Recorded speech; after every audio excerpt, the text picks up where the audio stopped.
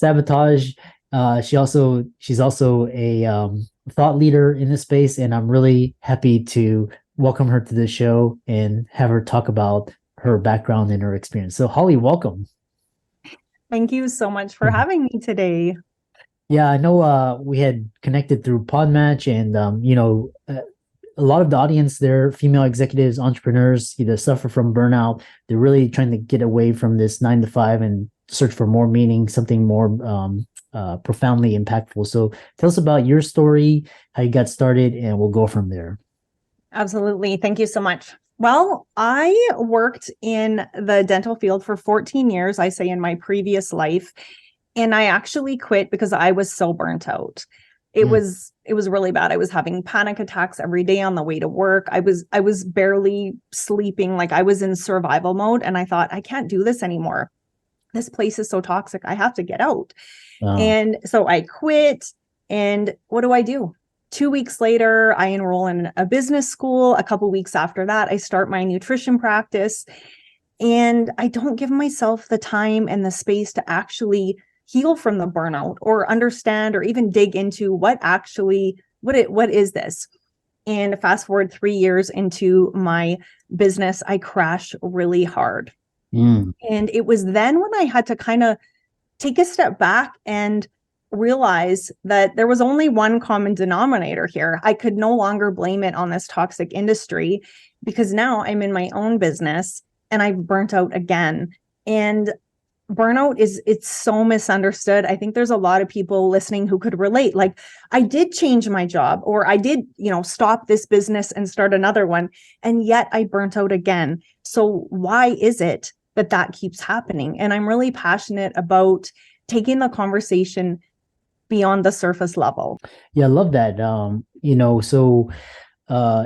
has it's like in the mainstream consciousness after COVID and mental health, and this has so many components of it. It's got this mental, emotional, it's got this cultural. So what you talk about, 3 things everyone gets wrong about burnout. Elaborate on that. Well, I think the first thing is that it is so complex. It is so much more than burning the candle at both ends or work-related stress. It's deep in the body. I believe it's deep in the body, in the nervous system, and it affects your mental health, your physical health, and your emotional health. And I think we need to really see people as a whole when we're dealing with a burnout.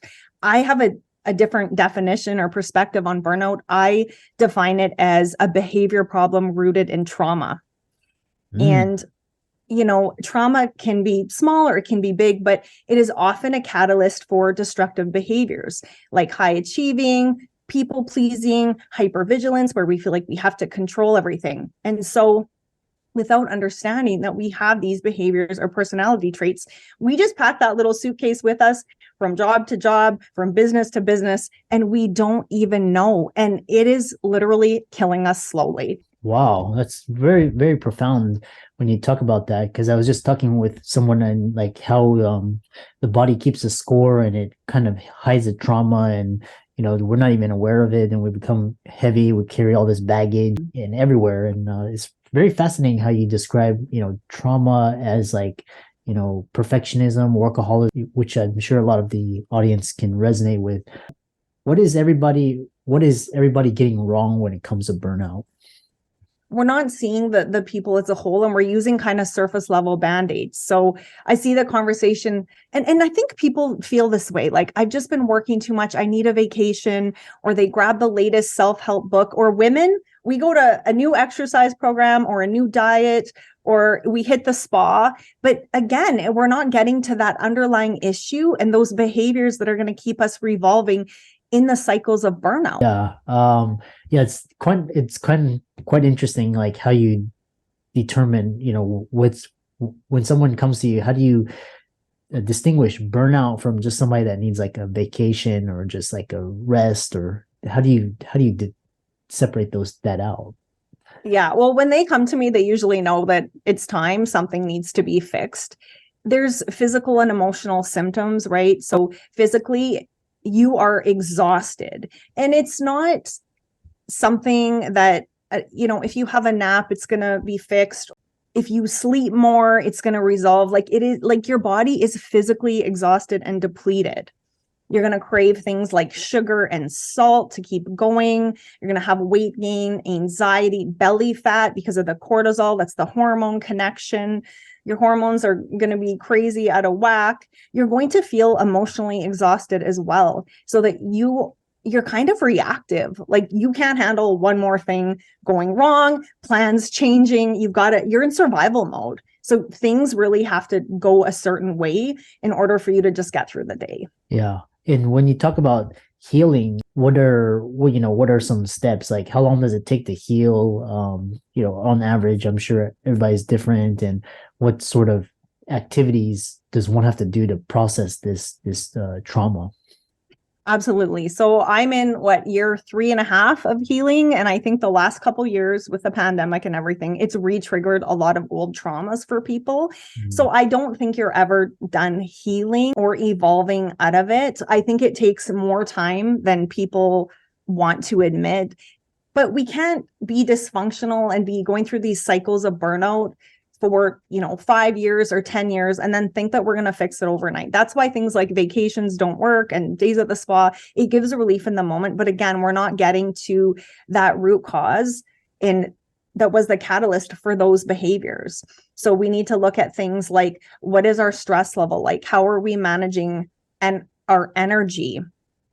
Are we always in that masculine doing structure, routine, or are we sitting back in our feminine, the healing, the being, the connection?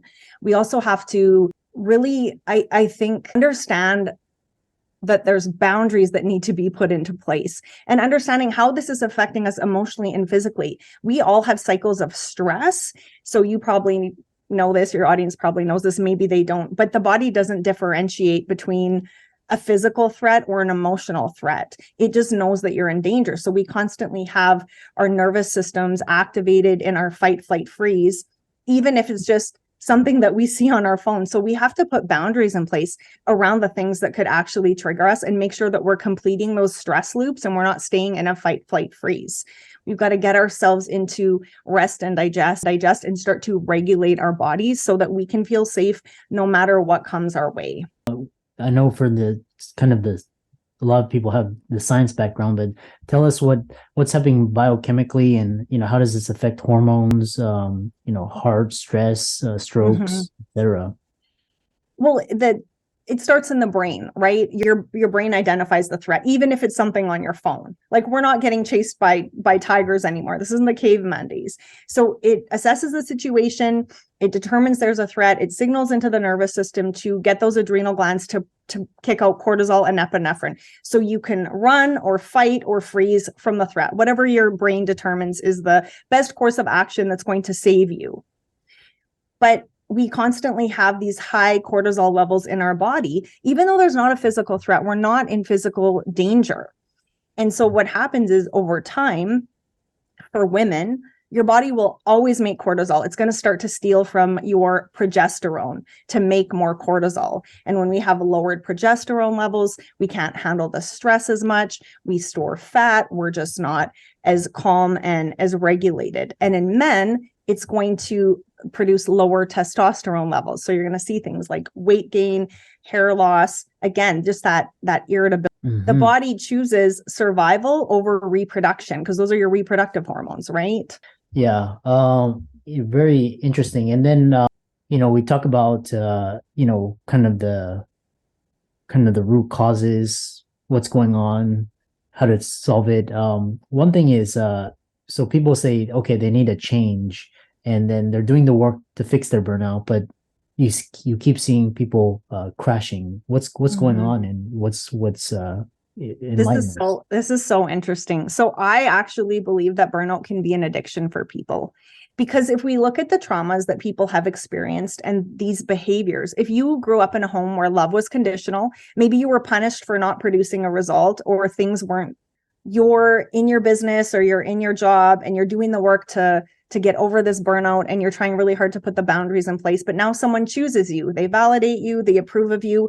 Imagine that feeling in your body if you never had that as a child.